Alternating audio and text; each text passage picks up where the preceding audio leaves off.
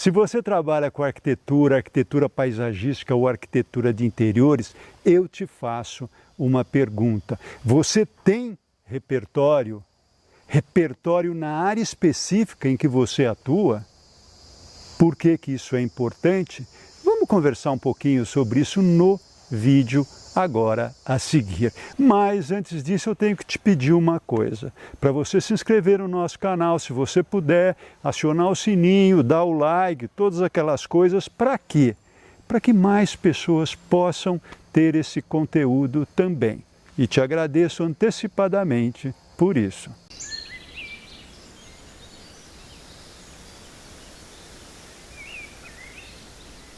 Bem, o que é repertório? Repertório é conhecimento, mas não é um conhecimento só teórico, é um conhecimento de vivência, experienciado na própria vida.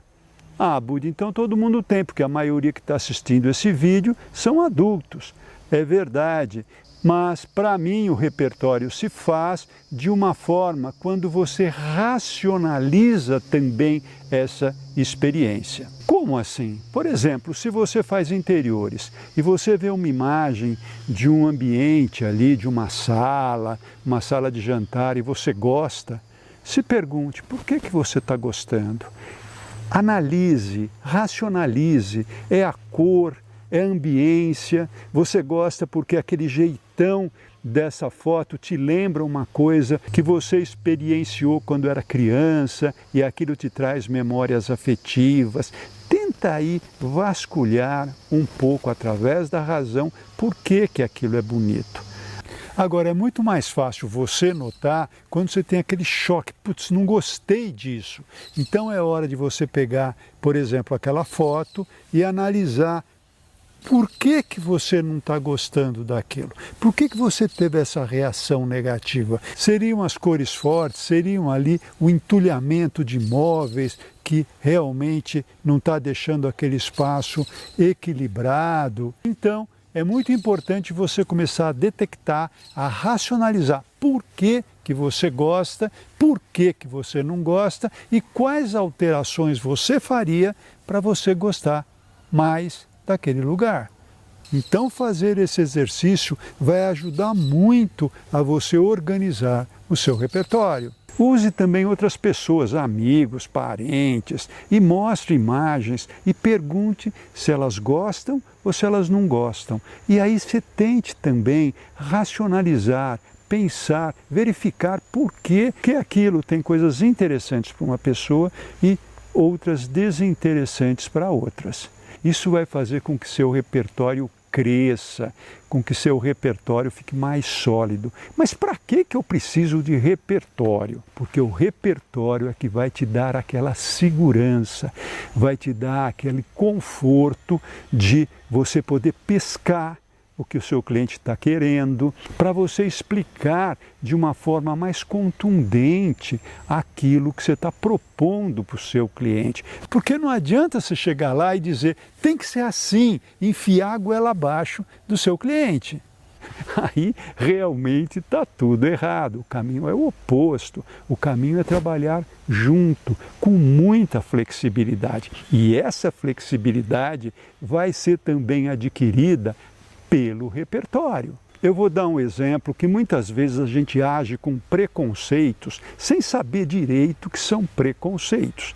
Certa vez estava eu diante de uma vitrine em Paris, na loja Hermès, que é uma loja cara, tal, e essa vitrine tinha apenas uma mesinha maravilhosa, uma obra de arte, toda entalhada, com detalhes em bronze, e em cima 3 malas, uma grande, uma média, uma pequena, empilhadinhas, lindas malas, branquíssimas malas, todas costuradas, pareciam um serviço bastante artesanal, né? Tinham alças, mas não tinham rodinhas. E eu falei para a pessoa que estava do meu lado, que absurdo, quem é que compra uma mala branca que vai sujar na primeira viagem e difícil de carregar? Aí essa pessoa me falou, Budi, Quem compra essa mala e paga essa fortuna são pessoas que têm um jatinho com porta-malas forrados de veludo, e quem é que vai carregar essa mala? Não é a pessoa, é um funcionário dela com uma luvinha que vai lá, pega essa mala e coloca no seu jatinho. É bom quando você leva uma porrada assim na cara para dizer: para de pensar pequeno, você precisa entender que tem gente que é diferente de você. Isso foi muito importante quando depois eu fui trabalhar com pessoas de muitas posses. Eu comecei a entender coisas, me colocando no lugar delas, praticando a empatia, que normalmente não faz parte da minha vida, mas eu entendi que aquilo era uma necessidade importante para elas. Por exemplo, a questão da segurança, que muitos até expressam um desconforto de ter muito segurança à sua volta, mas eles acham que é necessário, é o jeito deles viverem. Não sou eu que vou ensiná-los a viver, dizendo: o jeito que eu vivo é mais certo do que o seu. Isso também já demonstra um enorme preconceito e demonstra também que você tem repertório pequeno. Agora nós vamos falar de um empreendimento de alto padrão que tinha um terreno com uma frente que não era muito grande. Até porque esse pessoal pediu que, quando ele entrasse com o carro, 2 seguranças também entrassem na lateral. Então nós tínhamos vários acessos e ficou horroroso, porque ficou todo um monte de portinha, de portões, né? Se eu fosse seguir apenas a questão da funcionalidade. A fachada desse projeto estava sendo assinada pelo escritório do Pininfarina, que tem ali uma linguagem bastante específica de linhas retas, depois encontra uma semicurva, continua reta.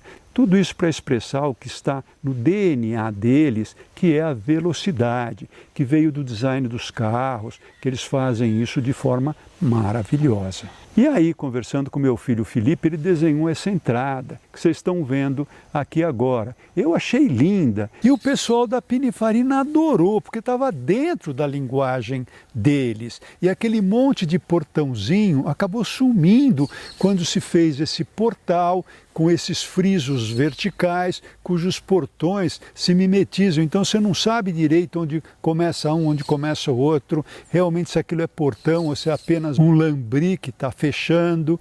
Em outras palavras, as grandes ideias, em geral, nascem de grandes problemas. Por isso é importante você problematizar o seu trabalho. Puxa, mas isso aqui está muito simples. Se está muito simples é porque não está bom, tá? Coloca problemas para você buscar soluções. Isso ajuda muito no processo. Se você não exige de você mesmo, você fica na sua zona de conforto. E aí a sua tendência é repetir aquilo que já deu certo. E quem se repete, desculpa, acaba morrendo. O repertório nunca pode parar de crescer. Por quê? Porque ele está sempre alimentando o seu cérebro na hora de projetar. Mas como acontece isso?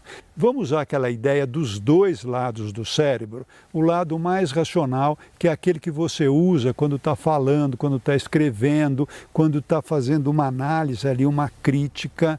E o lado direito, o lado mais intuitivo, é aquele que vai usar realmente todas essas experiências, o seu conhecimento ali na hora de fazer o projeto.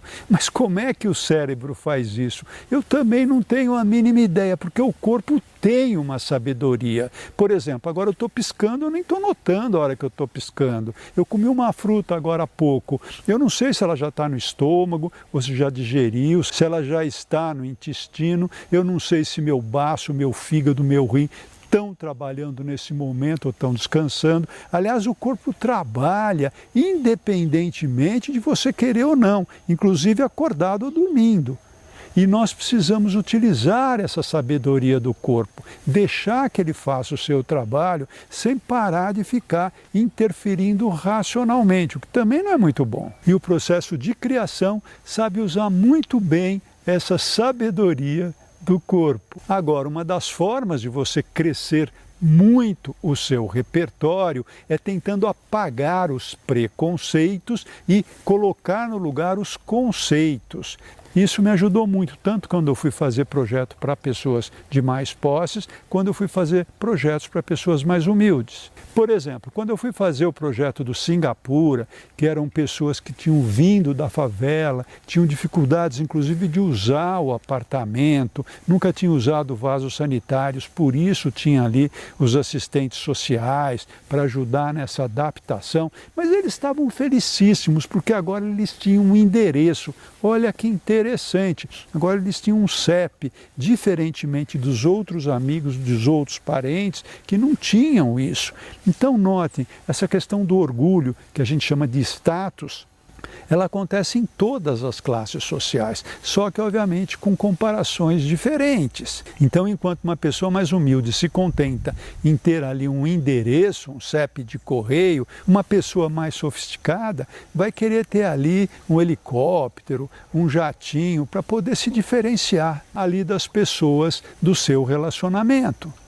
E o pessoal de Singapura que não tinham a área de lazer cobertas, né? Como, por exemplo, salão de festas, brinquedotecas, academias de ginásticas, pediam isso para a gente. E nós fomos adaptando na área externa. Fizemos quadras para que houvesse ali as reuniões de condomínios, pudesse ter as festas juninas, festas de fim de ano, colocávamos um playground com algumas coberturas para proteção do sol, pelo menos. No playground a gente trabalhou muito com o solo, fizemos colinas gramadas para que a criança pudesse subir nesse morrote e ter ali uma outra visão, outro ponto de vista da paisagem e ali liberar a sua criatividade, imaginar que ela estivesse numa montanha e que aquilo era uma expedição. Enfim, usamos muito essa questão da criatividade da criança, que em geral é bastante tolhida. Fizemos pista de skate. Ah, Budi, mas esse pessoal tem skate?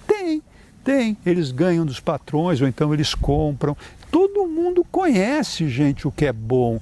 Esse é o poder da comunicação da televisão. Todo mundo vê a mesma novela. E a novela passa tudo aquilo que nós podemos considerar de bom, mas também de ruim, para todo mundo. Bem, eu vou terminando aqui o vídeo, deixando aquele nosso costumeiro abraço e pedindo: por favor, alimente sempre o seu repertório, porque com um repertório rico você vai ter muito mais criatividade na hora de projetar e, mais do que isso, você vai ter aquela tranquilidade, aquela segurança na hora de conversar com o seu cliente, na hora de conversar com o engenheiro, com o pedreiro que está construindo, que está tornando realidade tudo aquilo que você imaginou. Tá bom?